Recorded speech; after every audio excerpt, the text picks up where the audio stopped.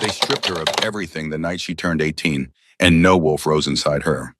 The gathering hall of Ashwood Ridge Pack fell silent as Alara Thorne stood on the granite dais barefoot, her breath forming small clouds in the cold Montana air. 200 wolves surrounded her in a perfect circle, their eyes reflecting the firelight like coins at the bottom of a well. Watching, waiting, judging. Her father stood 3 paces away. Alpha Gregor Thorne was a large man, not tall but broad, with the thick neck and heavy brow of a brawler who had earned his position through violence and maintained it through fear. His hair was iron gray cut close to his skull, and his eyes were the same deep brown as Alara's, a genetic echo she had always hated, because it meant she carried a piece of him inside her, written into her cells like a curse she could not escape. He held her mother's locket in his closed fist. The bronze gleamed between his knuckles, catching the firelight. It was a small thing no bigger than a silver dollar, engraved with a pattern of leaves and vines that Alara had traced with her fingertips 10,000 times over 7 years. Inside was a lock of hair, auburn threaded with silver, and an inscription on the interior clasp that her mother had shown her the night before she died. "You are the moon even when they cannot see you." Alara's chest felt hollow. She wanted to reach for the locket, wanted to beg for it back, but her hands stayed at her sides because she had learned years ago that begging only made things worse. Gregor fed on weakness, the way other wolves fed on meat, and she would not give him the satisfaction. 18 years, Gregor said. His voice carried across the hall, deep and resonant, pitched for maximum impact. He was performing now, playing to the crowd. 18 years I have waited for my daughter to prove herself worthy of this pack. 18 years of excuses, of delay, of hoping that the moon goddess might correct her mistake. The pack shifted. Alara heard the whisper of fabric, the creak of leather, the small involuntary sounds of 200 bodies responding to an alpha's authority. Tonight was her last chance, Gregor continued, the rite of awakening. The moment when every wolf of age calls forth their beast and claims their place in the pack. He opened his fist. The locket dangled from its broken chain, spinning slowly. "She has no wolf." The words fell like stones into still water. Ripples of shock, disgust, and something darker moved through the assembled pack. Alara felt them land on her skin, each judgment a small cut. "No wolf," Gregor repeated louder now. "No beast, no bond. She is human in all but blood, a defect, a biological failure, and I will not allow the weakness of my line to poison this pack any further." He dropped the locket. It hit the granite with a small, bright sound, a chime that seemed impossibly loud in the sudden silence. Alara's eyes tracked it as it bounced once, twice, settled into a small groove in the stone. Then Gregor lifted his boot and brought it down. The bronze crumpled. Alara heard it fold in on itself, metal compressing under 600 pounds of force and fury. The chain snapped, the clasp shattered, and inside she knew without seeing her mother's hair scattered into dust. Something broke inside her chest. Not her heart that had learned to protect itself years ago, but something smaller and more essential. The last fragile belief that her father might, despite everything, still see her as his daughter. She did not cry. She had learned long ago that tears were a currency she could not afford. "Alara Thorne," Gregor said, and his voice was flat, now emptied of performance, just a man stating a fact. "You are no daughter of mine. You are no member of this pack. By my authority as Alpha of Ashwood Ridge, I declare you exile. You have until dawn to cross our borders. If you return, you will be killed as a trespasser." The pack howled. It started with the wolves nearest the dais and spread outward like a shockwave. 200 voices rising in agreement, in affirmation, in the primal joy of watching something weak be cast out so the strong could remain pure. The sound battered against Alara's eardrums, pressed against her chest, tried to force her to her knees. She stood. Her legs shook. Her hands were numb. But she stood, and she looked at her father, and she memorized the exact shape of his face in this moment, because she knew she would need to remember it later, would need to hold it in her mind as proof that this had really happened. Gregor met her eyes. For just a second, something flickered in his expression. Uncertainty, perhaps, or regret. But then it was gone, replaced by the cold dismissal of a man who had made his decision and would not be moved. Alara turned. She walked across the dais, down the 3 stone steps, through the corridor of wolves that opened before her like a wound. No one touched her. No one spoke. They simply watched as the wolfless girl who had been Gregor Thorne's daughter walked toward the massive oak doors at the far end of the hall. Behind her, the pack's howls faded into silence. The doors closed with a sound like thunder. And Alara Thorne, 18 years old, barefoot, wearing nothing but a thin dress and the knowledge that she was utterly alone, stepped into the Montana night and began to walk. The forest swallowed her within 100 yards. Ashwood Ridge territory sat in the western foothills of the Rocky Mountains, a landscape of dense pine and granite outcroppings, where the trees grew so close together that even in daylight the forest floor existed in a permanent twilight. At night it was a maze of shadows. Alara walked because stopping meant dying. Not from the quiet, though the October air bit through her dress and turned her breath to frost. Not from predators, though she could hear things moving in the undergrowth, drawn by the scent of a human alone and vulnerable, but from stillness, from the weight of silence, from the hollow place inside her where a wolf's voice should have been. Movement was the only prayer she had left. She walked east toward the sunrise she could not yet see, guided by the stars her grandfather had taught her to read before he died. Polaris, Cassiopeia, the belt of Orion. She had been 7 years old, small enough to sit in his lap while he pointed at the sky and told her the names of constellations in a voice like gravel and honey. A wolf can always find her way home, he had said, as long as she can see the stars. But Alara had no wolf, and she had no home, so she used the stars for the only thing left, a direction to walk that took her away from everything she had known. The first night she made it 6 miles. Her feet bled. The thin slippers she had worn to the Rite of Awakening ceremony fell apart within the first hour, the soles separating from the cloth uppers, and she had kicked them off and continued barefoot. The forest floor was a minefield of pine needles, sharp stones, and hidden roots. By the time the sky began to pale with pre-dawn light, the bottoms of her feet were raw meat. She stopped at a stream, knelt and drank until her stomach cramped. The water was ice melt cold enough to make her teeth ache, but it was clean and it was free, and it was hers. She tore strips from the hem of her dress and wrapped her feet, binding the wounds as best she could with trembling fingers. Then she kept walking. The second day was worse. Hunger set in a gnawing ache that started in her stomach and spread outward until her entire body felt hollow. She found wild raspberries, late-season stragglers clinging to thorny bushes in a sun-drenched clearing, and ate them, all seeds and stem, and the small bitter leaves, because she could not afford to waste anything. She knew how to forage. Her mother had taught her back when Mira Thorne had still been alive, back when the world had made sense. Herbalism, her mother had called it. The art of knowing which plants healed and which killed, which could be eaten, and which would twist your gut into knots. But knowledge and ability were different things when your hands were shaking and your vision kept blurring at the edges, and Alara found herself passing plants she recognized because she could not trust herself to identify them correctly. Better to go hungry than to die poisoned. The second night she slept beneath a fallen tree curled into the hollow space where the roots had torn free from the earth. She did not build a fire. Fire meant smoke, and smoke meant attention, and she could not risk a patrol from Ashwood Ridge tracking her down before she crossed the border. She wrapped her arms around her knees, pressed her face against her torn dress, and tried not to think about the locket. The third day the mountains changed. The trees grew older, taller. Their trunks were wider than houses, ancient pines that had stood for 300 years, and the canopy closed overhead until the sky became a distant suggestion glimpsed through gaps in green. The air smelled different here, richer, wilder, thick with the scent of resin and running water, and something else, something she could not name, but felt in her bones. This was old territory, protected territory. The border between Ashwood Ridge and the Crown Lands was marked by a line of scorched oak trees that had been struck by lightning so many times they no longer grew leaves but stood like charcoal sentinels against the gray sky. Alara saw them in the distance, black silhouettes stark against the afternoon light, and something in her chest unclenched slightly. If she could reach those trees, she would be free of her father's reach. Gregor's authority ended at the border. Beyond it lay the domain of the Lycan King, and whatever happened to her, there could not be worse than what she had already survived. She was wrong about that, but she did not know it yet. Alara reached the scorched oaks as the sun touched the western horizon.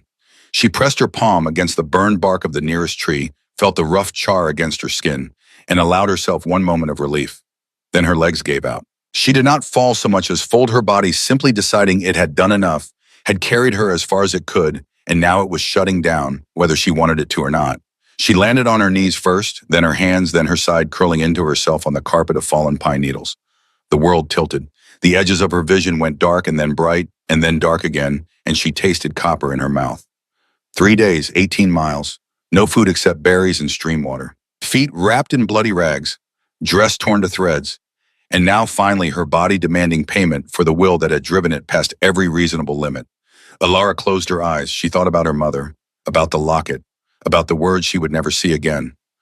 "I'm sorry, Mama," she whispered to the empty forest. "I tried." The darkness rose up and pulled her under. She woke to the sound of growling. Not the playful rumble of a dog or the warning snarl of a territorial animal, but the deep subsonic vibration of something massive and predatory standing very close to prey. It resonated in her chest, made her teeth ache, bypassed her conscious mind, and went straight to the most ancient part of her brain that knew with absolute certainty that she was about to die. Alara's eyes snapped open. 3 wolves stood over her. They were enormous, easily twice the size of any shifter she had ever seen in Ashwood Ridge, with coats the color of iron and storm clouds, and eyes that burned amber in the failing light. Their lips were pulled back from teeth the length of her fingers, and their attention was focused entirely on her with the lazy precision of predators observing something that was not worth hunting but might be worth killing anyway. She tried to move. Her body did not respond. 3 days of starvation and exposure had left her with nothing. No reserves, no strength, just a consciousness trapped inside a shell that could barely manage breathing. The largest wolf shifted. The sound was wet and violent. Bones cracking and reforming, vertebrae realigning with audible pops, muscles sliding beneath skin like tectonic plates rearranging themselves. Fur receded into flesh, limbs extended. And where the beast had been, a man now stood. He was tall, well over 6 feet, with broad shoulders and the kind of build that came from a lifetime of physical labor or combat or both. His hair was dark cropped short on the sides, and his face was hard, all sharp angles and old scars. A jagged line bisected his left eyebrow, the pale tissue stark against tan skin. He wore the dark leather insignia of the Crown Guard, a wolf's head embossed on his shoulder, and when he looked down at Alara, his expression was flat and professional. "You're on sovereign ground," he said. His voice matched his face, rough and uncompromising. "State your name and pack." Alara opened her mouth. Her throat was so dry that the first sound that came out was more rasp than word. She swallowed, tried again. "Alara." The man's nostrils flared. He was scenting her, reading her biology like a page of text, and she knew exactly what he would find. No wolf signature, no pack bond markers, no alpha imprint, just human. Just skin and bone and exhaustion. "Pack," he repeated. "No pack." His eyes narrowed. "You're a rogue." "I'm exile." The distinction mattered. Rogues were wolves who had left their packs by choice, who had broken bonds and refused authority and lived outside the structure that held shifter society together. Exiles were different. Exiles had been thrown out, cast away, declared worthless and unwanted. The man studied her for a long moment. His 2 companions, still in wolf form, shifted their weight and looked at him with the kind of focused attention that suggested they were having a conversation she could not hear. Pack bonds, mental links, the 1,000 invisible threads that connected wolves to each other and left her always eternally on the outside. Finally, the man spoke. "You'll come with us. The king decides what happens to strays." Alara nodded. She did not have the strength to argue, and even if she had, where would she go? Behind her lay Ashwood Ridge and her father's rejection. Ahead lay the unknown. At least the unknown had not yet tried to kill her. The man gestured and one of the wolves stepped forward. It lowered itself until its shoulder was level with the ground, an invitation she did not understand until the man said, "Climb on, you won't make it on foot." Pride told her to refuse. Common sense told her she would be dead within an hour if she tried to walk. Common sense won. Alara dragged herself onto the wolf's back. Its fur was coarse and warm, and when it stood, she had to wrap her arms around its neck and press her face against its shoulder to keep from sliding off. The world swayed, her vision grayed at the edges. Then they were moving. The wolf ran with a gait that was surprisingly smooth, its massive body flowing through the forest like water around stones. The other 2 wolves flanked them, and the man kept pace in human form, his boots making no sound on the forest floor. They moved fast, faster than Alara had walked in 3 days, and the trees became a blur of green and shadow. She lost track of time, minutes or hours she could not tell. The motion of the wolf's stride rocked her like a ship on gentle waves, and the warmth of its body seeped into her frozen limbs, and the darkness that had tried to claim her before rose up again, softer this time, almost gentle. When she woke again, the trees had changed. They were descending into a valley, a long, gradual slope, where the forest opened up and the canopy thinned enough to let in the last rays of the setting sun. The air was warmer here, and Alara could hear it before she saw it, the sound of a living city. Voices, laughter, the ring of a blacksmith's hammer, the creak of wagon wheels on cobblestone. And beneath it all, distant and mournful and achingly beautiful, the howl of a wolf singing to the rising moon. The wolf carrying her crested a ridge, and Alara saw it spread out below like something from a dream. Iron Peak, the seat of the Lichen Crown. It sprawled across the valley floor like something that had grown rather than been built, a city of stone and timber and iron that seemed to have erupted organically from the earth itself. Buildings rose in terraced levels, following the natural contours of the land, their walls draped in ivy and autumn vines. Cobblestone streets wound between them, lit by lanterns that burned with a pale blue flame, and everywhere she looked there were wolves. In human form, walking through markets and sitting in doorways and gathered around fire pits. In wolf form, padding silently through alleys or curled in sunlit patches. Young and old, male and female, a living tapestry of pack life that made Ashwood Ridge look like a ghost town in comparison. And at the center of it all, rising from the valley floor like a fist of black granite, stood the citadel. It was less a castle than a mountain that had been carved into rooms, its walls embedded with veins of silver ore that caught the moonlight and threw it back in fractured, glittering arcs. Towers rose from its corners, black spires crowned with blue flame, and its gates were tall enough to admit dragons if dragons had been real. Alara's breath caught. She had never seen anything so beautiful or so terrifying. The wolf carried her through the gates without ceremony. Wolves in human form watched from doorways and market stalls, their eyes tracking her with the lazy precision of predators observing something that was not worth hunting. She felt their gazes on her skin like the prick of needles, reading her, dismissing her, cataloging her as insignificant. Inside the citadel, the air grew colder. Stone corridors swallowed sound. The man who had captured her led them through a maze of hallways where the walls were black obsidian, polished to a mirror shine, and firelight danced in wall-mounted braziers, and the ceiling disappeared into shadows too high to see. They stopped before massive doors twice the height of a man carved with wolves in various stages of hunt and battle and triumph. The man knocked once, a sound like a gunshot in the silence.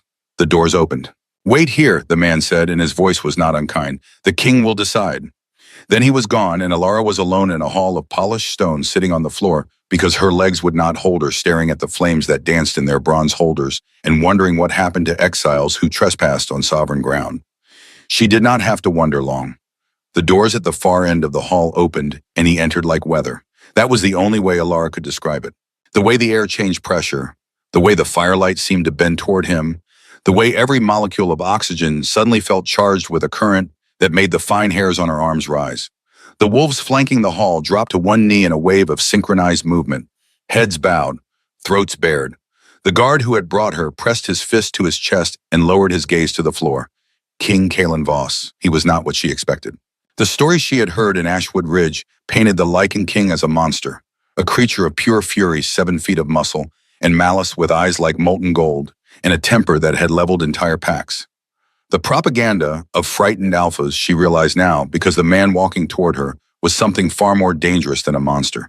He was beautiful, tall, impossibly tall, well over 6 feet, with a frame that was built for both war and grace. His hair was black, cut short at the sides and longer on top, and his jaw was sharp enough to cast shadows in the firelight. He wore no crown, no ceremonial robes, just a dark shirt with the sleeves pushed to his elbows, revealing forearms corded with muscle and laced with old scars. But it was his eyes that stopped her breath. They were the color of raw amber, shot through with threads of gold that seemed to pulse with their own interior light, and they were fixed on her with an intensity that felt like standing too close to a bonfire. He stopped 3 paces from where she sat. The silence was absolute. Alara realized she should kneel. Every instinct, every rule of pack etiquette drilled into her since childhood screamed at her to drop, to submit, to make herself small. But her legs would not move. Her body, exhausted and starving, and held together by nothing but stubbornness, simply refused to fold. So she sat barefoot and bleeding, looking up at the Lycan King like an equal, which was either the bravest or the most suicidal thing she had ever done. His nostrils flared. She watched his pupils dilate, a rapid, involuntary expansion that she recognized from years of living among wolves. He was scenting her, and whatever he found made his entire body go rigid. Every muscle locked into place like a predator that had just spotted something it could not categorize. "Who are you?" His voice was deep, low, a resonance that she felt in her sternum. "Alara," she swallowed, "formerly of Ashwood Ridge." Formerly, the word was measured, tasted. Exiled. Yes. Why? She hesitated. The truth was a weapon that had been used against her so many times that speaking it felt like handing someone a knife and showing them exactly where to cut. But lying to a Lycan King seemed like a faster path to death than honesty. "I have no wolf," she said.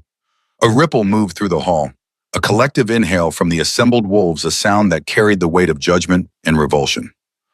"Wolfless," The word moved through the room like a contagion, landing on her skin with familiar weight. But the king did not react. His expression remained fixed, those amber eyes burning into her, with an intensity that was beginning to feel less like scrutiny and more like recognition. "Do you have a mate?" The question was so unexpected that Alara blinked. Of all the things she had anticipated, interrogation, imprisonment, execution, this was not among them.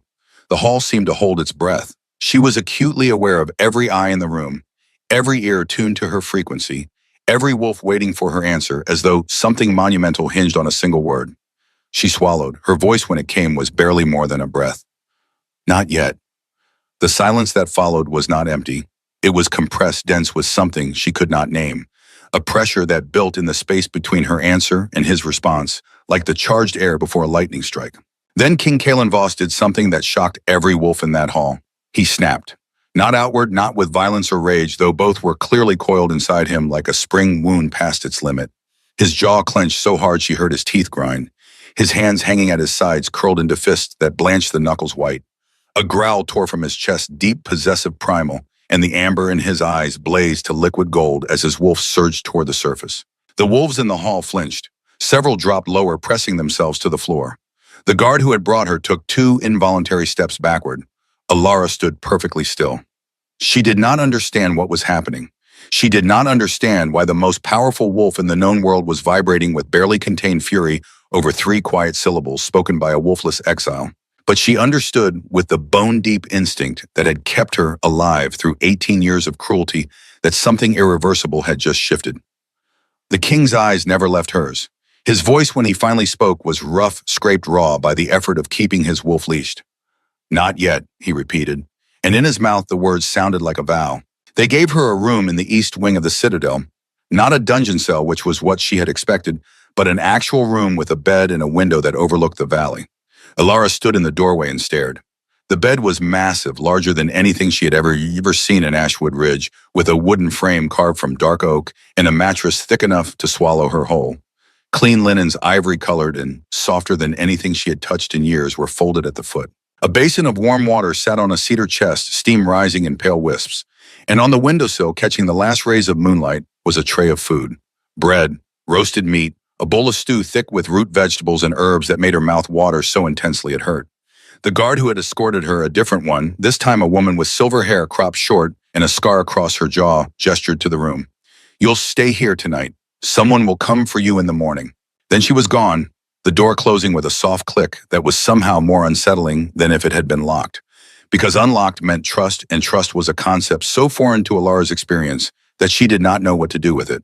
She waited. 30 seconds. A minute. Listening for the sound of a key turning, of a bolt sliding home, of the inevitable moment when the illusion of kindness would crack and reveal the cruelty beneath. It did not come.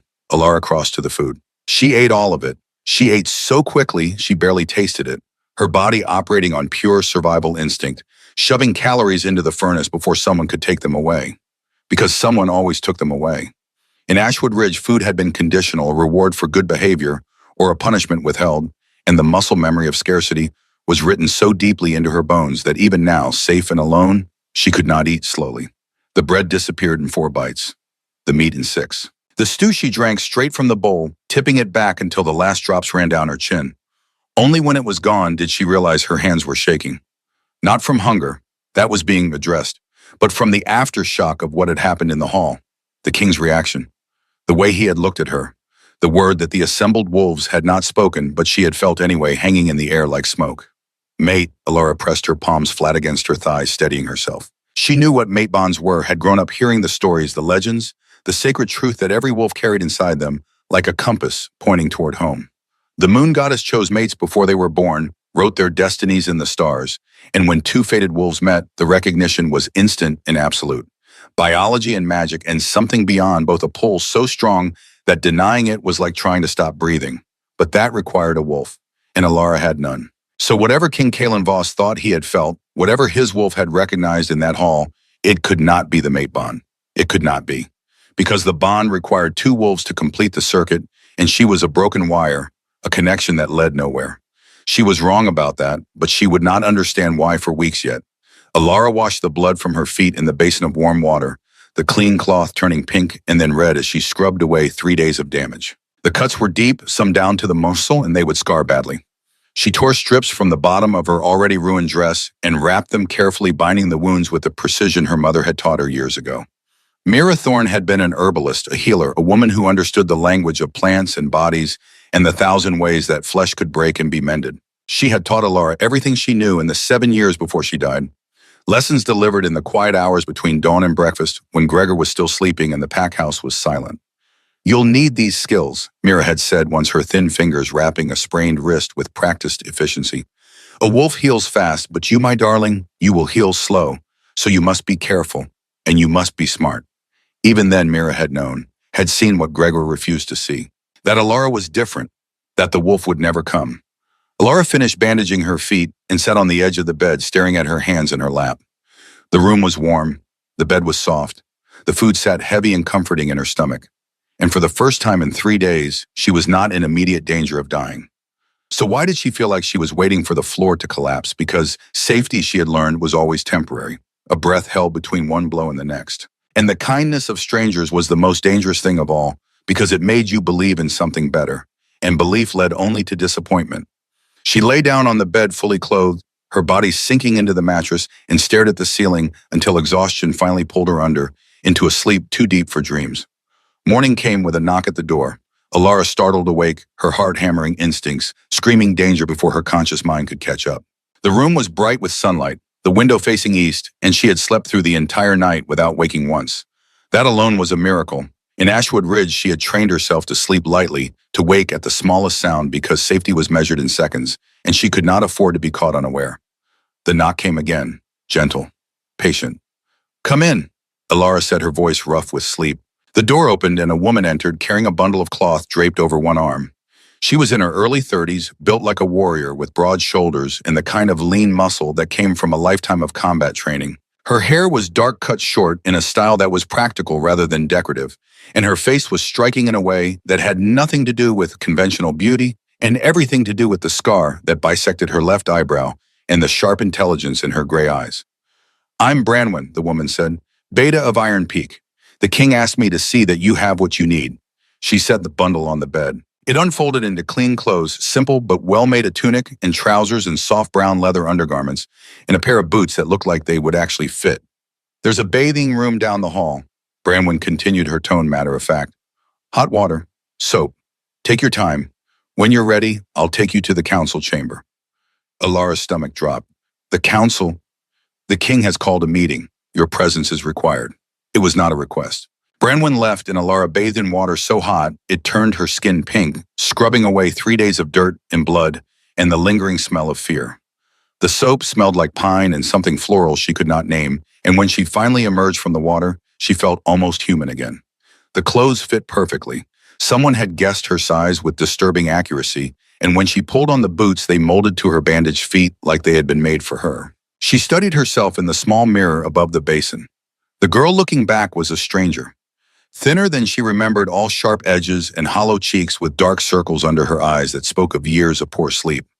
Her hair, dark brown and tangled from days without care, hung past her shoulders in a mess that no amount of finger combing could fix. But her eyes were the same, brown, deep and steady, with her mother's shape and her grandfather's determination. Alara touched the bare skin above her collarbone. The phantom weight of the locket was still there, a muscle memory her body had not yet learned to forget. Her mother's words echoed in her mind, a promise that she was seen even in darkness. She would get through this. She had survived 18 years under Gregor's rule. She could survive a council meeting. The council chamber was a circular room at the heart of the citadel, its walls carved with names. Alara could see them as Branwen led her inside, thousands of names etched into the black stone in a spiral that climbed from floor to ceiling. Like in King, she realized. Every ruler who had sat the throne since the founding, their names preserved in stone like a promise that they would not be forgotten. 12 elders sat in a crescent of high-backed chairs, their faces lined with age and authority. They wore robes in varying shades of gray and silver, and their eyes tracked Alara as she entered with the focused attention of predators evaluating prey.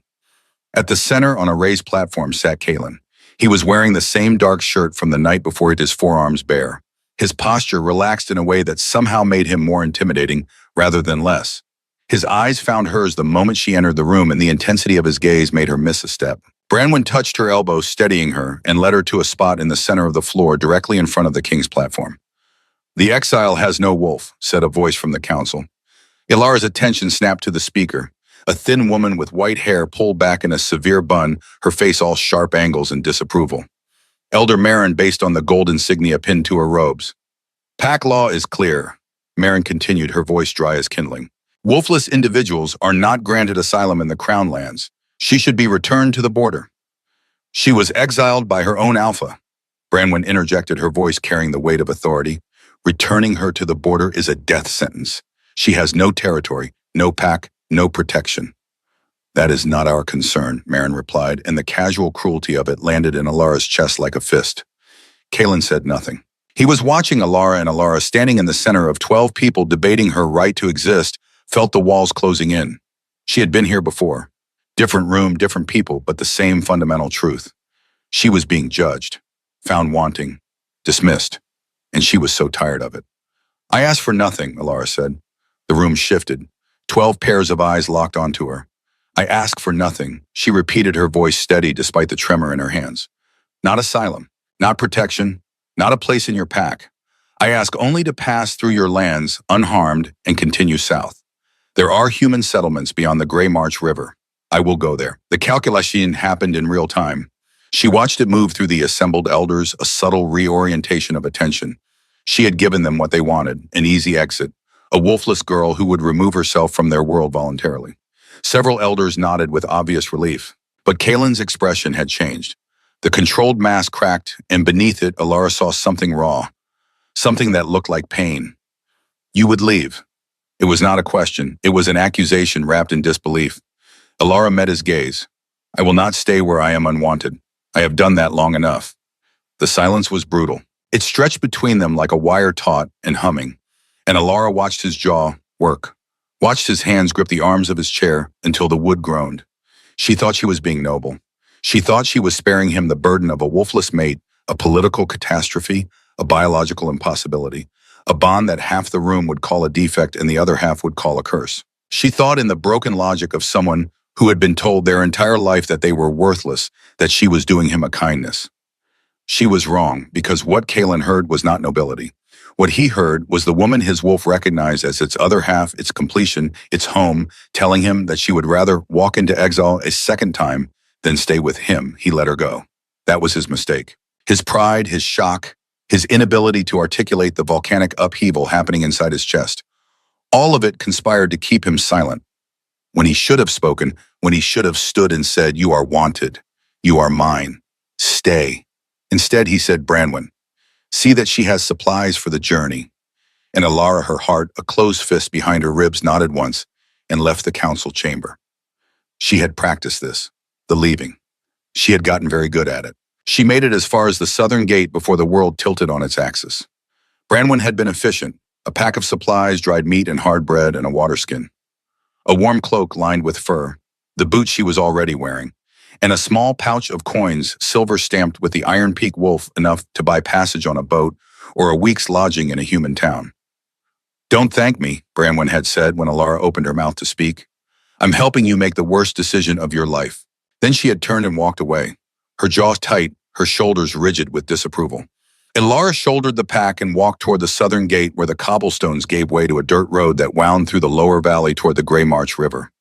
The morning sun was warm on her face. The city of Iron Peak hummed with life around her. And she was leaving it all behind because staying meant believing in something good, and she had learned long ago that belief led only to disappointment. She was maybe 200 paces beyond the gate when the scent hit her. It was not supposed to be possible. She was wolfless. Her senses were human limited, a candle where shifters carried a bonfire. But what reached her was not a smell so much as a feeling, a warmth that started in her chest and radiated outward. A vibration that resonated at a frequency she had never felt before, as though a tuning fork had been struck inside her rib cage and her entire body was ringing in response. She turned. Kalen was standing at the gate. He had not come quietly. Later, the guards would describe it in odd, nervous whispers. The king tearing through the citadel corridors, shoving past advisors and guards, his wolf so close to the surface that his eyes were solid gold and his voice had dropped into the subsonic register that made lesser wolves whimper. He had tracked her by scent, which should have been impossible because she left no pack signature, no pheromone trail. But Kalen had followed some thread that existed between them at a level that transcended biology, and it had led him to the gate just as she was walking through it. He stood in the archway, chest heaving, hands braced against the stone walls on either side, as though he needed them to keep himself upright. His eyes were gold, fully gold. The amber was gone, replaced by a luminous, metallic intensity that was more wolf than man. "Don't," he said, a single word torn from somewhere deep. Alara's feet stopped moving. Her body responded to his voice before her mind could intervene, a full-body reaction that had nothing to do with alpha commands and everything to do with something far more ancient. "Don't what?" she whispered. "Don't walk away from me." He pushed off the wall, took a step toward her, then another. Each step seemed to cost him something. Pride, control. The careful architecture of a king who could not afford to be seen as anything other than invulnerable. "I have spent 6 years on this throne without a mate. 6 years of every pack in the realm parading their daughters before me, offering alliances and political marriages and wolves bred specifically to catch a king's eye. And I felt nothing. Not a flicker. Not a tremor." He stopped. The distance between them was maybe 10 feet, and the air in that gap was thick enough to drown in. "And then you walk into my hall barefoot and bleeding without even a wolf to carry the bond, and my entire world rearranges itself around you." Alara felt the tears before she could stop them. They were hot and sudden, and they betrayed her completely. These tears she had trained herself not to shed, falling now in the worst possible moment. "You don't want me," she said. The words were automatic, reflexive, pulled from the deep well of conditioning that her father's pack had drilled into her. "I am wolfless. I am nothing. Your council said—" "My council," he cut in his voice a blade, "does not get to decide who the bond chooses. No one decides that. Not them, not me, not you." He closed the remaining distance. He was right in front of her now, close enough that she could see the pulse hammering in his throat the way his hands were trembling at his sides. The Lycan King trembling because a wolfless girl was trying to walk out of his life. "I don't understand," Alara whispered. "Neither do I." He reached out, slowly giving her every opportunity to pull away. He lifted his hand and pressed his palm to the side of her face. The contact was like closing a circuit. She felt it everywhere. A rush of warmth and recognition, and something that went beyond language, beyond names, beyond the categories of wolf and wolfless that had defined her existence. It felt like coming home to a place she had never been, like remembering something she had never learned. "My wolf knows you," Kalen said quietly. "It has always known you. Before tonight, before you walked through that door, it knew. Like it was waiting." The revelation settled over Alara like a wave, not crashing, but rising. Slow, inexorable, filling every hollow place inside her. Mate, she was his mate. The wolfless daughter of a minor alpha, exiled and broken and carrying nothing but the memory of a crushed locket. She was the fated mate of the Lycan King. "I need time," she said. The words came from somewhere honest, somewhere beneath all the layers of damage and fear. "I have spent 18 years being told what I am. I need to learn who I am. I know." His thumb traced the line of her cheekbone, catching a tear. "So do I." Behind them, the city of Iron Peak continued its morning rhythms. Merchants opening shops, wolves calling greetings to each other, the distant ring of the blacksmith's hammer. The world did not pause for revelations, but something in the space between two people shifted, quietly, irreversibly. Kalen reached into his pocket and withdrew something small, something that caught the morning light and threw it back in a warm bronze glint. Alara's breath stopped. It was a locket, not her mother's locket. That was gone, destroyed, a flat disc of metal in a distant hall. This one was new, smaller, the bronze polished to a soft glow, and the surface was engraved with a design she did not recognize at first, a crescent moon cradling a wolf's silhouette. "Branwen found a smith," Kalen said. "I described the original. What the guards told me about the one your father destroyed, this isn't the same, it can't be." He hesitated, and she saw the vulnerability in it, the uncertainty of a man who commanded armies but did not know if a gift would be welcome. "The engraving is different, a moon and a wolf, because that's what we are." Alara took the locket. It was warm from his pocket. She turned it over in her fingers and found on the back an inscription so small she had to squint to read it. "You are the moon. I will always see you." The tears came again, and she did not fight them. She let them fall onto the locket, onto her hands, onto the dirt road where she had been about to walk into exile a second time. She cried in the quiet, thorough way of someone who was not breaking down, but breaking open, releasing something that had been held too tightly for too long. Kalen stood beside her. He did not try to stop the tears. He did not offer platitudes or solutions. He simply stayed, solid and present and unshakable. a fixed point in the spinning geography of her grief. When the tears subsided, Alara opened the locket. Inside the left panel was empty, a space waiting to be filled. The right panel held a tiny portrait painted on ivory so detailed it must have taken the artist hours. It was a wolf, not Kalen's wolf, massive and black and terrifying. A smaller wolf, silver-furred with eyes the color of dark amber. "Whose wolf is this?" she whispered. "Yours," Kalen said. "The way my wolf sees you, the way the bond sees you." He paused. "You may not have a wolf that shifts, but you have one that lives in me. You've always had one." Alara closed the locket. She pressed it against the bare skin above her collarbone, the exact spot where her mother's had rested for 17 years, and felt it settle there like a key turning in a lock. She leaned into him, slowly, a deliberate, conscious choice. Not instinct, not biology, not the pull of a bond she could not verify through her own senses. A choice, her shoulder against his arm, her head tilting until it rested against the solid warmth of him. Kalen exhaled, a long, shaking breath, and his arm came around her with a tenderness that spoke of both strength and surrender. The sun climbed higher. The road south remained empty and untraveled, and Alara Thorne, who had walked away from everything she had ever known, made the decision to stay. Not because she had to, but because for the first time in her life someone had asked her to and meant it. The days that followed were the closest Alara had ever come to peace, and that was exactly why they terrified her. Kalen did not claim her publicly.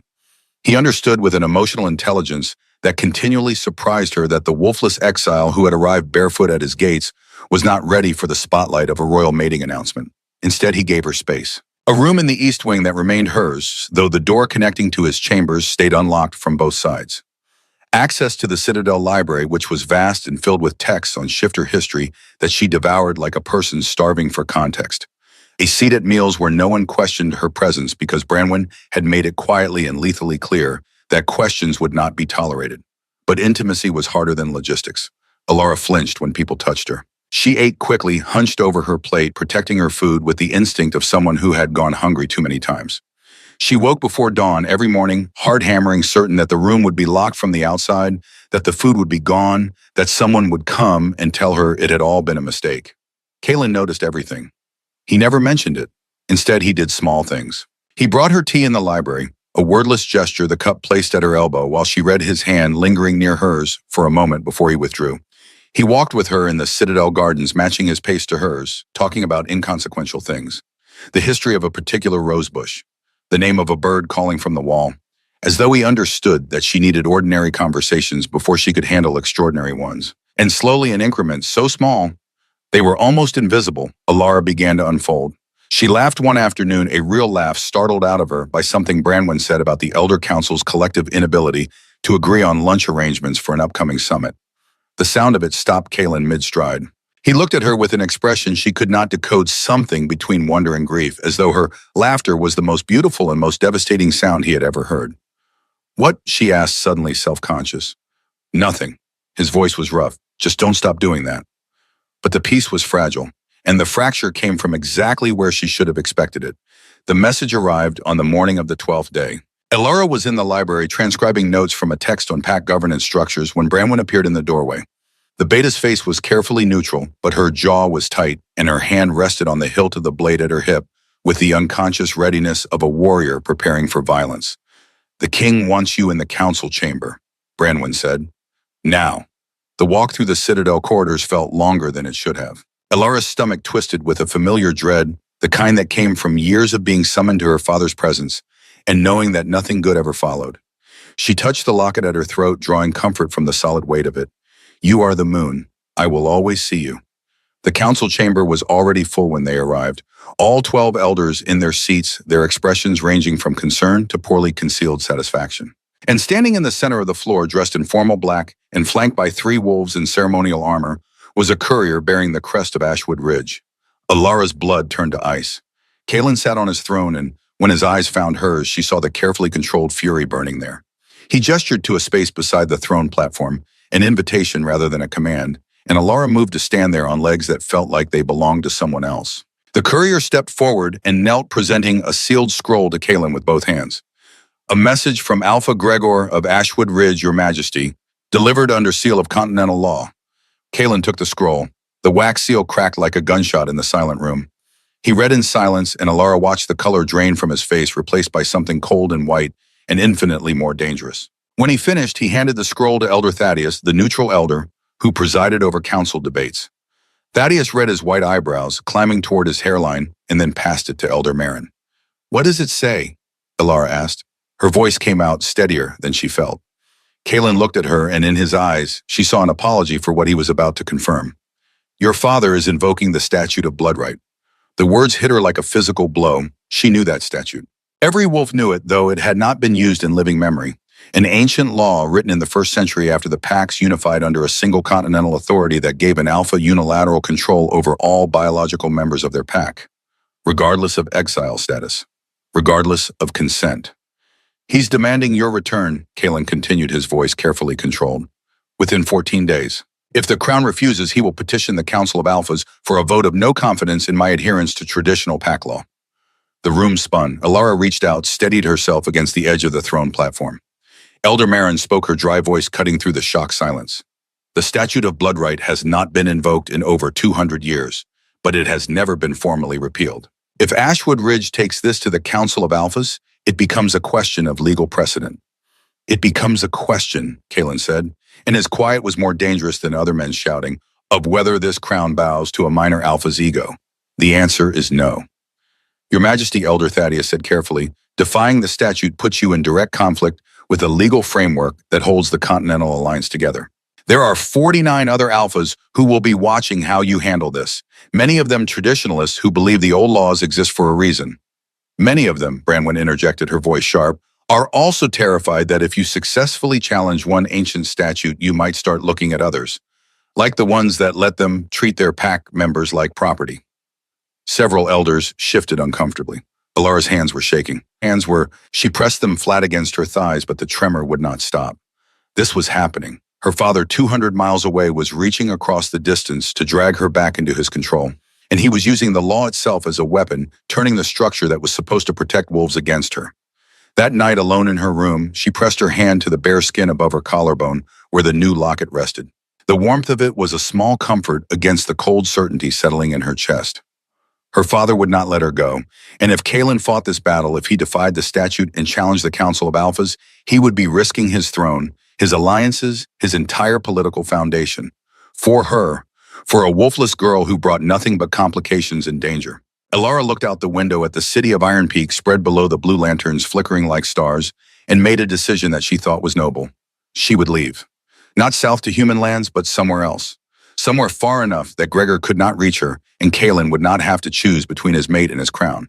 It was the same broken logic that had driven her to walk away before. The belief that removing herself from the equation would solve the problem. That her absence would be a kindness. She was wrong, but she would not realize that until it was almost too late. She made it as far as packing a bag before Kalen found his room. The door between their rooms opened without a knock, and he stood in the doorway still dressed in the formal attire from the council meeting, his hair disheveled as though he had been running his hands through it. "Don't," he said. Elara froze her hands, still holding the spare cloak she had been folding into the leather pack. "I wasn't—" "Yes, you were." He crossed the room in 3 strides, took the pack from her hands and set it on the floor. "You were going to leave. Again." She could not meet his eyes. "If I'm gone, he has no leverage. The statute only applies if I'm here under your protection." "And where exactly were you planning to go? What pack would take in a wolfless exile being hunted by her own father? What human settlement would be far enough that Gregor couldn't track you down?" "I don't know," she admitted. "Somewhere. Anywhere that isn't here where staying makes me a liability." Kalen's hands came up to frame her face, gentle but insistent, tilting her head until she had no choice but to look at him. "You are not a liability," he said, and his voice carried the weight of absolute conviction. "You are my mate, and I will burn every statute, every tradition, every alliance, if that's what it takes to keep you safe. You'll lose your throne. A throne without you means nothing." The words landed in her chest like stones thrown into still water, sending ripples outward that she could not contain. "I won't let you sacrifice everything for me," Elara whispered. "Then don't ask me to sacrifice you for everything else." He kissed her. It was not the gentle, careful touch she might have expected. It was desperate and grounding and fierce, a claiming that had nothing to do with dominance and everything to do with the bone-deep terror of almost losing something precious. His hands were in her hair, on her face, pulling her closer, and she responded with a ferocity that surprised them both. When they finally broke apart, both breathing hard, Kalen rested his forehead against hers. "We fight this together," he said. "Not you protecting me, not me protecting you. Together." Alara nodded, not trusting her voice. "I need you to trust me," Kalen continued. "I know that's asking for something you've never been able to afford, but I need you to believe that I will not let him take you. Not through law, not through force, not through any means he can devise." "I'm trying, Abaim," Alara said. "I'm trying to believe it." "That's enough. For now, that's enough." He stayed with her that night, not in her bed, but in the chair beside it, keeping watch as though his presence alone could hold back the nightmares. And when Alara woke 3 times before dawn, gasping and disoriented, he was there each time, a quiet voice in the darkness, reminding her where she was and that she was safe. It was the first night she had not woken alone in as long as she could remember. The next morning brought an unexpected ally. Alara was breaking her fast in the small dining room off the main hall when the woman she did not recognize approached her table. She was tall, elegant, with the kind of beauty that came from excellent bone structure and absolute confidence in her own worth.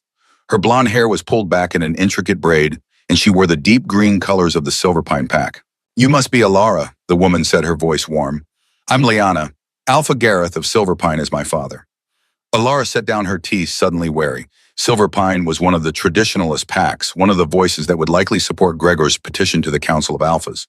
But Liana's smile was genuine, and when she gestured to the empty chair across the table, Alara nodded permission. "I heard about the statute," Liana said, lowering her voice. "My father is furious. Not at you," she added quickly, seeing Alara's expression. "At Gregor. The statute of bloodright was supposed to protect pack members from external threats, not give alphas unlimited power over their own children." "Your father is a traditionalist," Alara said carefully. "Why would he oppose this?" "Because tradition and tyranny are not the same thing." Liana leaned forward. "My father has 3 daughters. If the Council of Alphas upholds this statute, it sets a precedent that any alpha can invoke it for any reason. That our wolves, our choices, our futures belong to our fathers until they decide to release us." She paused, her green eyes intense. "There are at least 6 other alphas who see it the same way. Wolves with daughters. Wolves with sons who might one day face an alpha using this law as a weapon. They won't support Gregor, but they need King Kalen to give them cover to oppose him publicly." Hope, dangerous and fragile, stirred in Alara's chest. What kind of cover? A legal challenge. Something that forces the Council of Alphas to debate the statute itself rather than just this specific case.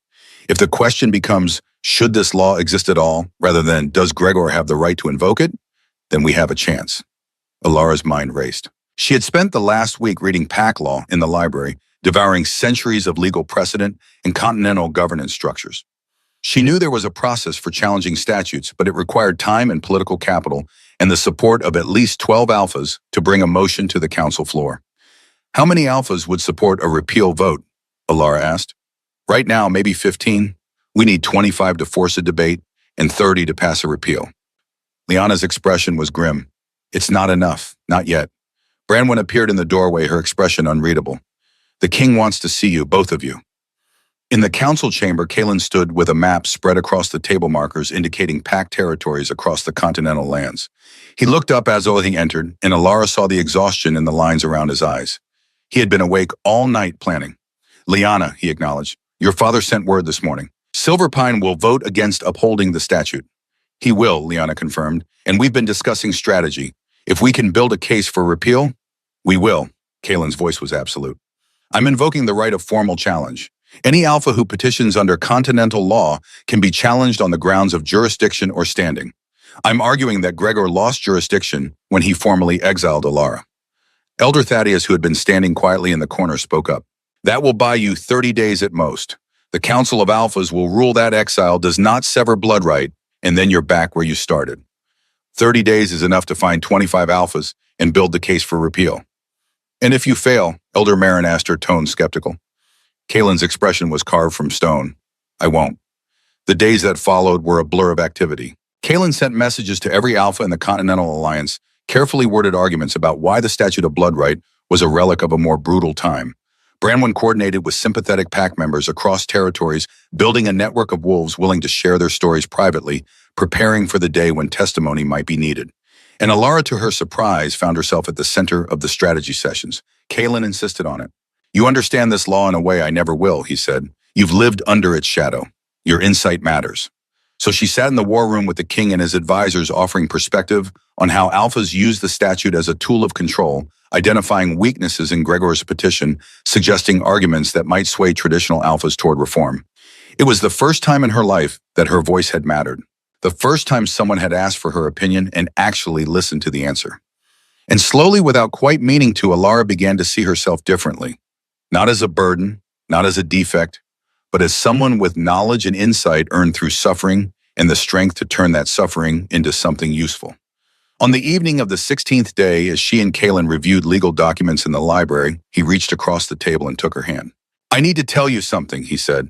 Alara looked up from the page she had been annotating. "When my parents died," Kaylin continued, his voice quiet, "it was because my father trusted the wrong person. His beta. A wolf he had known since childhood, who he believed was loyal beyond question. And that beta betrayed him for a promise of power from a rival pack." He paused, his thumb tracing small circles on the back of her hand. "I watched them die. I was 23, barely old enough to hold the throne, and I watched my father's most trusted friend drive a silver blade into his heart." Alara's breath caught. "I swore that day that I would never give anyone that kind of power over me again. That I would never let anyone close enough to hurt me the way my father was hurt. I built walls, made myself untouchable, ruled through strength and distance, in the belief that vulnerability was the same thing as weakness." His eyes met hers, and in them, she saw the raw honesty of a man laying himself bare. "And then you walked into my hall, and every wall I built crumbled, like they were made of sand." "Kaylin, I'm terrified of losing you," he said simply. "I'm terrified that I won't be strong enough, or smart enough, or fast enough to keep you safe. And I'm terrified that one day you'll realize you deserve better than a king who doesn't know how to trust without fear." Alara stood, walked around the table, and pulled him to his feet. She framed his face with her hands the way he had done to her that night she had tried to leave. "I wake up every morning afraid this is a dream," she said. "I'm afraid my father will find a way to take me back. I'm afraid I'll never be enough for you, for this pack, for the role everyone expects me to fill." She took a breath. "But I'm here, and I'm choosing to stay. And I'm choosing to believe that we can be afraid together and still move forward." She kissed him. It was different from the desperate kiss in her room. This was deliberate. A promise made with lips and breath, and the conscious decision to trust someone with the most fragile parts of herself. When they finally pulled apart, Kaylin rested his forehead against hers, and they stood like that for a long moment in the quiet library, two people learning how to be brave enough for love. The door connecting her room to his had been unlocked for weeks. That night, for the first time, Alara walked through it. Not for anything physical, just for the comfort of not being alone. She curled into the chair beside his bed while he reviewed more legal documents, and somewhere around midnight she fell asleep to the sound of pages turning and the certainty of his presence. When she woke before dawn, heart racing from a nightmare she could not remember, Kaylin was already awake. He pulled her into the bed, held her against his chest, and talked about inconsequential things until her breathing steadied and the panic receded. "You're safe," he murmured into her hair. "I'm here, you're safe." And for the first time in 18 years, Alara believed it. On the morning of the 30th day, a formal summons arrived. The Council of Alphas would convene in Iron Peak in 3 days to hear arguments regarding the Statute of Bloodright. 50 alphas from across the continental lands, each bringing their own agenda and prejudices and political calculations. The future would be decided in a single vote. Kaylin had managed to secure commitments from 22 alphas to vote for repeal. They needed 25 to force the debate and 30 to win. They were 8 votes short. "We're out of time," Branwen said, her frustration evident. 3 days is not enough to change 8 minds. But Alara was staring at the list of uncommitted alphas, her mind racing with the pattern she was seeing. 7 of them had one thing in common. They all had daughters of mating age. "What if," she said slowly, "we're making the wrong argument?" Kaylin looked up from the war table. "What do you mean, Ati? We've been framing this as a question of individual rights, about whether wolves should have autonomy from their alphas. But these uncommitted alphas, they're traditionalists. They believe in hierarchy. Hierarchy. They believe alphas should have authority, and we stop arguing against that. We argue that the statute undermines alpha authority by setting a precedent that any alpha can override another alpha's decisions. If I'm in Iron Peak under your protection, and Gregor can invoke the statute to override your authority on your own land, then what's to stop another alpha from doing the same to them?" Liana, who had arrived that morning with her father, leaned forward. "You're suggesting we frame repeal as protecting alpha sovereignty rather than limiting it." "Exactly. The statute makes alphas vulnerable to interference from outside their territories. Repealing it actually strengthens their control within their own packs, not weakens it. The room went silent as the strategy settled in. Kalen looked at Alara with something close to awe. That might actually work. It took 2 days of frantic negotiation, carefully worded arguments sent to each uncommitted alpha private conversations, where Liana and other sympathetic wolves made the case for repeal using Alara's framework. By the evening before the council was set to convene, they had 32 confirmed votes. Enough to win. Alara stood on the battlements overlooking Iron Peak as the sun set, watching the contingents from 50 packs arrive below. Banners in every color, wolves in formal armor, alphas who held the fate of thousands in their hands. Tomorrow they would decide her future. Kalen found her there as the stars began to emerge. Whatever happens tomorrow, he said, you are mine and I am yours. No law, no statute, no vote will change that. Alara turned to face him, the new locket warm against her skin. The man who had knelt before her and called her the moon standing solid and certain beside her. Then we face it together, she said. And when he took her hand, she did not pull away. The moon rose over Iron Peak full and bright, and somewhere in Alara's chest, in the place where a wolf should have lived, something stirred. Not a shift, not a howl, not yet, but a warmth. A presence. A recognition faint as starlight. That she was not empty. She had never been empty. She had simply been waiting for someone who could see what was there. Tomorrow would bring the council. The vote.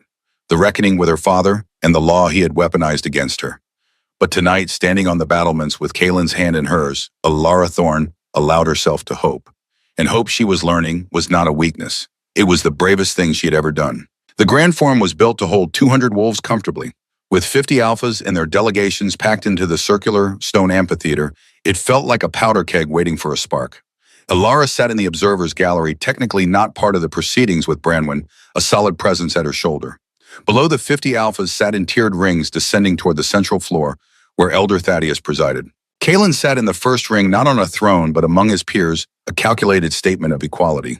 And 3 rows back, flanked by 2 allied traditionalist alphas, sat Gregor Thorne. Alara had not seen her father in 33 days. The sight of him now hit her like a fist to the sternum.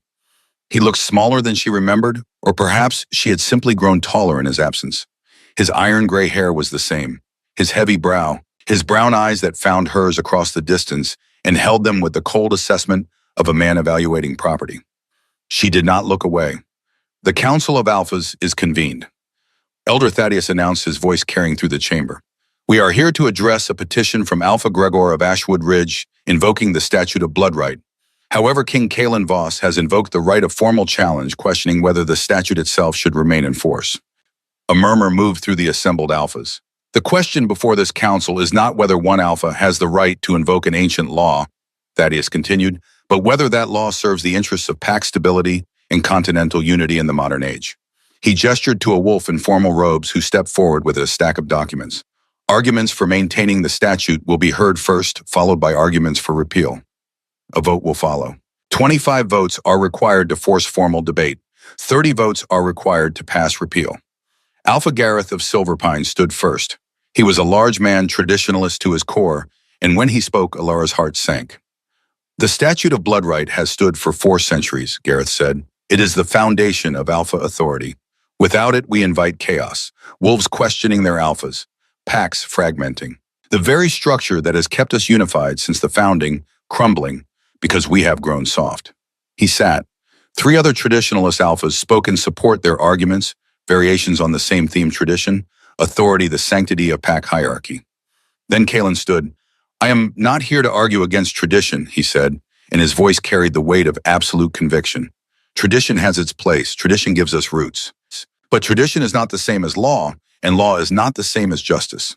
He paused, letting the words settle.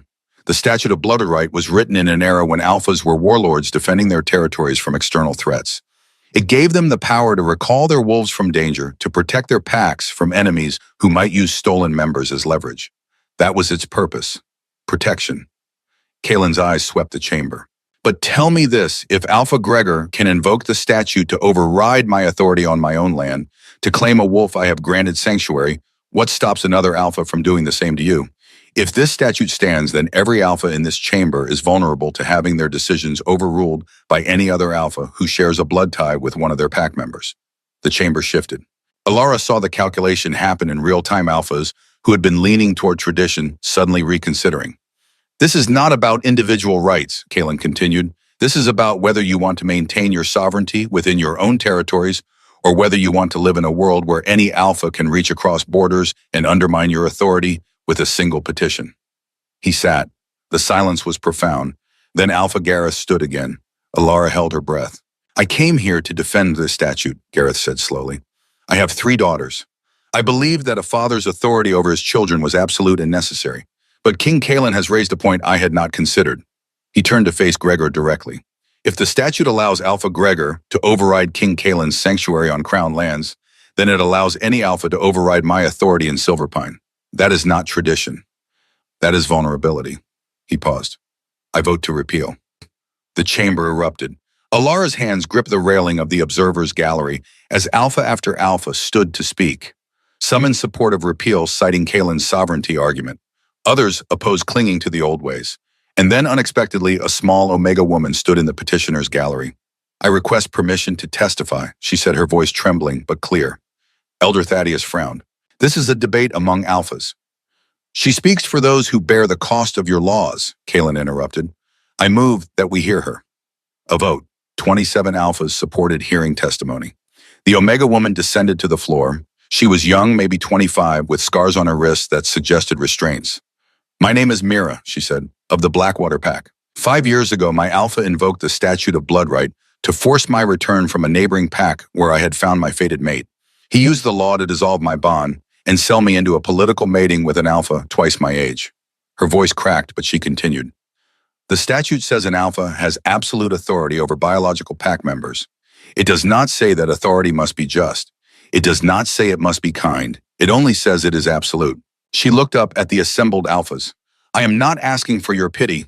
I am asking you to recognize that a law without limits is a weapon in the hands of those who would abuse it. She sat. 3 more Omegas came forward. Then a young male wolf who had been sold to settle a debt. Then another, and another. Gregor stood, his face flushed with anger. This is theater, these wolves are the consequence of the law you invoked, Kalen cut in his voice like steel. Every testimony you just heard is a direct result of the statute you want this council to uphold. Elder Thaddeus called for order. We will vote, he announced. All in favor of repealing the statute of bloodright signify by standing. Alara counted. 10 alphas stood immediately, then 5 more. Then another cluster. The tally climbed 15, 20, 25. The threshold to force formal debate had been met, but they needed 30 to win. 26, 27, 28. Alpha Thorn of Blackwater stood, his face grim. I vote repeal. I did not know my own pack member had been abused under this law. That ends today. 29. One more. They needed one more. An older alpha in the back row from a small pack Alara did not recognize stood slowly. I have no daughters, he said. I have no sons. But I remember when my own father used this statute to control me, to chain me to a pack I hated. I swore I would never be like him. I vote repeal. 30. The chamber exploded into sound. The statute of bloodright is hereby repealed by vote of the Continental Council of Alphas, Elder Thaddeus declared over the noise. Effective immediately, no alpha may invoke bloodright to override another alpha's sanctuary or to compel the return of an exiled member. Alara's knees buckled. Branwen caught her elbow, steadying her. Gregor rose from his seat, his face twisted with fury. He pointed at Alara. This is not over. She is still my... She is nothing to you, Kalen said, and the temperature in the room dropped 10 degrees. You declared her dead to you. You exiled her from your pack. You destroyed her mother's locket and cast her into the wilderness to die. He descended from his seat, and every alpha in the chamber watched as the Lycan King crossed the floor to stand before Gregor Thorn. You have no claim. You have no authority. And if you ever speak her name again, I will invoke my right as Lycan King to challenge you directly for the abuse of pack law. It was not an idle threat. A king's challenge was binding and to the death. Gregor's face went white. The council is dismissed, Elder Thaddeus said quickly. All votes are recorded and binding. The alphas began to file out, but Alara barely noticed. She was watching her father, watching the moment he realized he had lost everything. His daughter, his legal claim, his political leverage. Gregor met her eyes one last time across the distance, and Alara sitting in the observer's gallery with Branwen beside her and 30 alphas who had just voted that she mattered did not look away. She was the moon, and she had always been seen. That evening, the Great Hall was transformed. Where the council had met in tense political debate tonight, there was celebration. The repeal of the statute had freed not just Alara, but dozens of wolves across the continental packs who had lived under threat of being recalled by abusive alphas. Branwen had insisted Alara wear formal attire. The dress was deep blue, the color of midnight, with silver embroidery that caught the light like stars. It fit perfectly, and when Alara studied herself in the mirror, she barely recognized the woman looking back. She was still thin, still carried the shadows under her eyes. But there was something different now. A straightness to her spine, a steadiness in her gaze. She looked like someone who had survived. "Ready?" Branwen asked from the doorway. Alara touched the locket at her throat. "Ready." The Great Hall fell silent when she entered.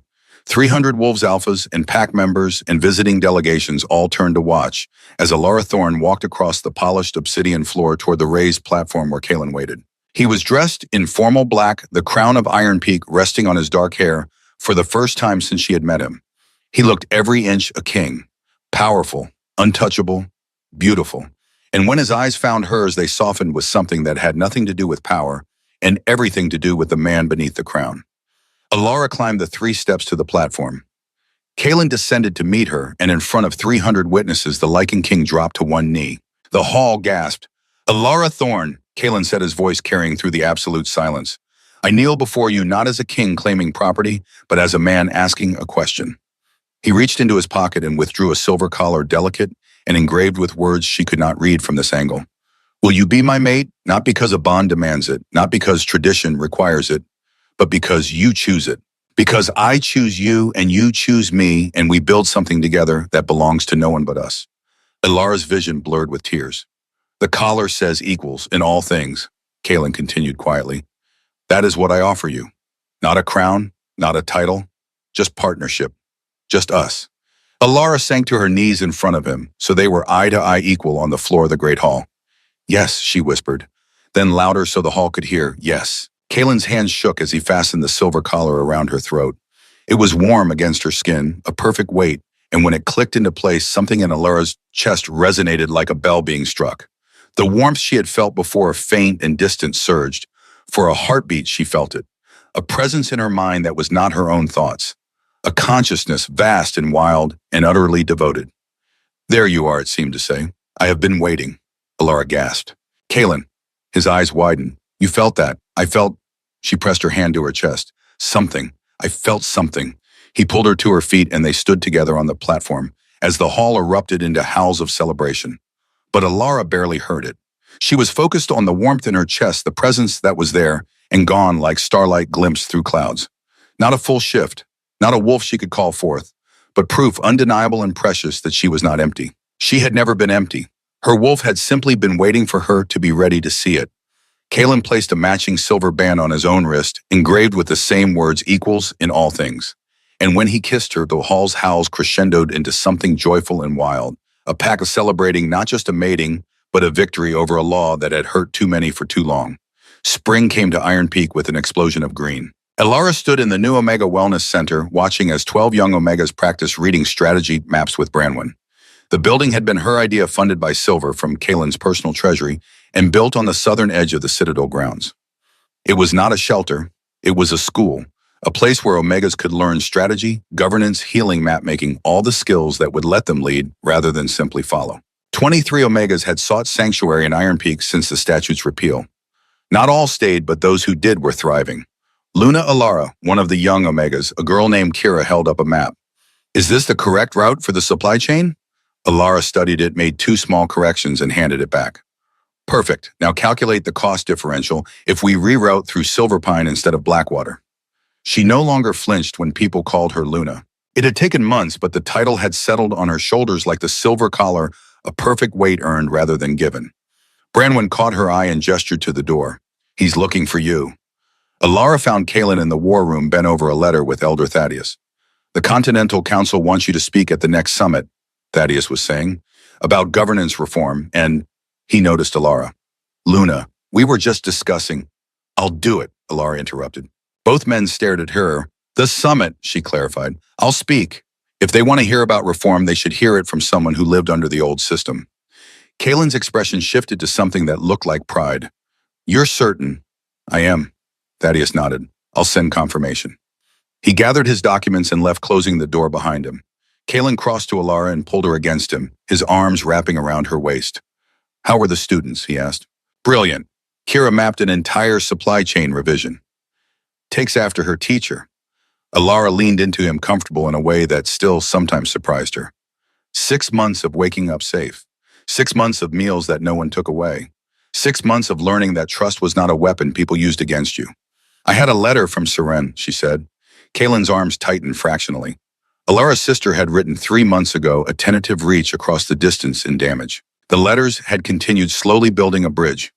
She wants to visit, Alara continued. She's been appointed Alpha of Ashwood Ridge. Grigor stepped down. Voluntarily. The pack forced him. Too many members requested transfers after the council vote. He had no support left. Good. They stood like that for a moment, Alara's back against Kalen's chest, his chin resting on her head, looking out the window at Iron Peak Valley below. Do you regret it? Kalen asked quietly. Staying calm, taking this on.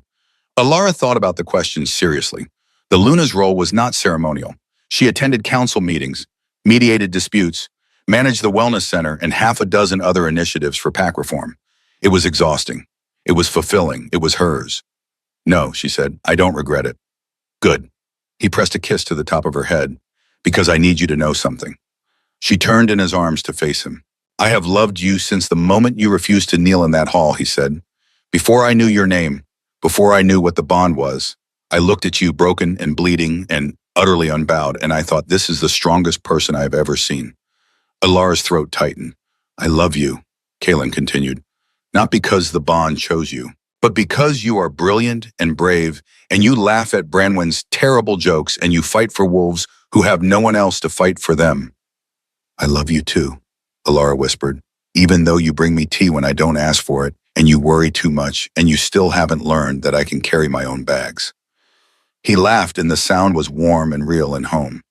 That evening, they stood on the battlements as the sun set, painting the sky in shades of orange and gold. The city spread below, blue lanterns beginning to flicker to life, and somewhere in the distance, a wolf howled. Alara felt the warmth in her chest respond, stronger than before, more present, almost like a voice, though she could not make out words yet. Soon it seemed to whisper. Soon. Kalen noticed. Your wolf? She's waking up, Alara said. Slowly, but she's there. She always was. The moon rose full and bright and impossibly close. Alara touched the locket at her throat with one hand, the silver collar with the other. 2 weights, 2 promises, 2 pieces of metal that meant she was seen and chosen and valued. Tell them not yet, she said. Kalen smiled, understanding immediately. Not yet, but almost. Almost. The word hung between them like a vow. Below, the city of Iron Peak hummed with life. The Omega Wellness Center's lights glowed warm. The citadel stood solid and ancient. And 2 people who had found each other, against all odds, stood together and watched their world turn golden in the fading light. Alara Thorne, who had once been called worthless, was now called Luna. And she had learned that the most powerful thing a person could do was not to be perfect, or to never break, or to hide their scars. It was to survive, to choose, to hope, and to believe against all evidence to the contrary that they deserved to be seen. She was the moon, and she would always, always be seen.